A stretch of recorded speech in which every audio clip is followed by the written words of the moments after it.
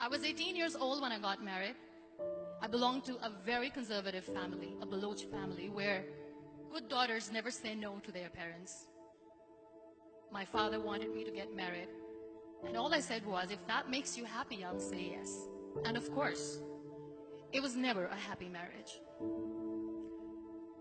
Just about after 2 years of getting married, about 9 years ago, I met a car accident. Somehow my husband fell asleep and the car fell in the ditch. He managed to jump out, saved himself. I'm happy for him. But I stayed inside the car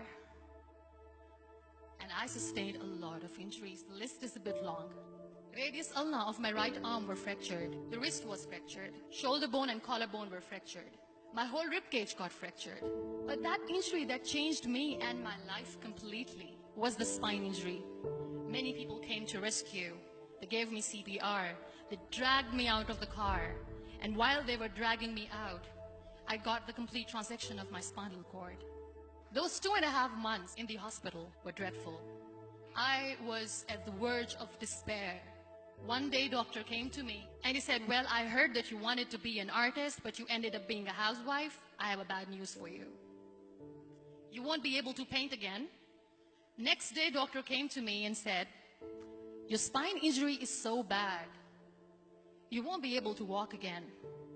I took a deep breath and I said, it's all right. Next day, doctor came to me and said, because of your spine injury and the fixation that you have in your back, you won't be able to give birth to a child again. That day, I was devastated. I started to question my existence. Why am I even alive? So what kept me going was, one day I asked my brothers, I know I have a deformed hand, but I'm tired of looking at these white walls in the hospital and wearing these white scrubs. Bring me some colors, bring me some small canvas. I want to paint. So the very first painting I made was on my deathbed, where I painted for the very first time. What an amazing therapy it was. Without uttering a single word, I could paint my heart out. I could share my story. People used to come and say, what lovely painting. So much color. Nobody could see the grief in it. Only I could. And that day I decided that I'm going to live life for myself.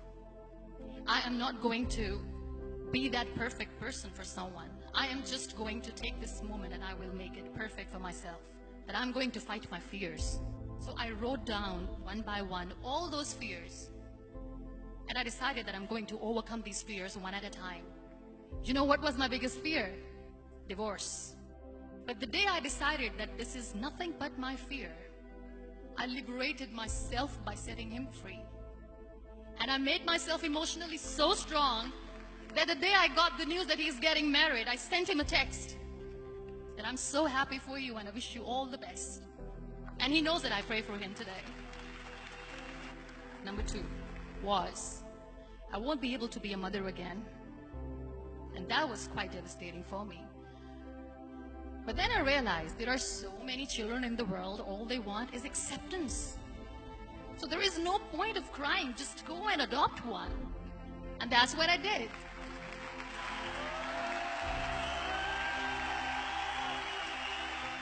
I gave my name in different organizations, different orphanages, and I waited patiently. 2 years later, I got this call from a very small city in Pakistan. I got a call and they said, are you Muniba Mazari? There is a baby boy and would you like to adopt? I could literally feel the labor pain. I said, yes, I am going to adopt him. I am coming to take him home.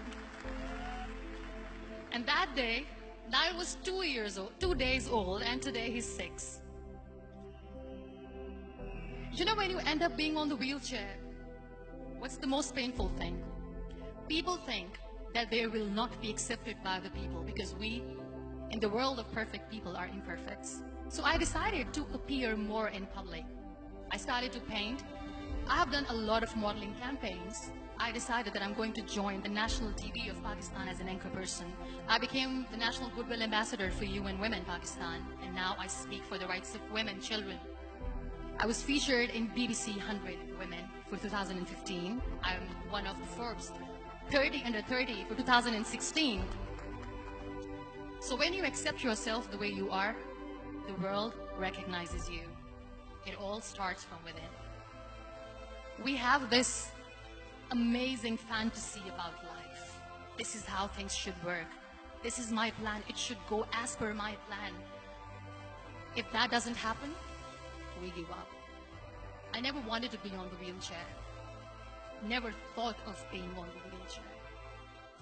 This life is a test and a trial, and tests are never supposed to be easy. So when you are expecting ease from life, and life gives you lemons, then you make the lemonade, and then do not blame life for that. It is okay to be scared. It is okay to cry. Everything is okay, but giving up should not be an option. They always say that failure is not an option. Failure should be an option, because when you fail, you get up, and then you fail, and then you get up, and that keeps you going. Embrace each and every breath that you are taking. Celebrate your life. Live it. Don't die before your death. Real happiness lies in gratitude.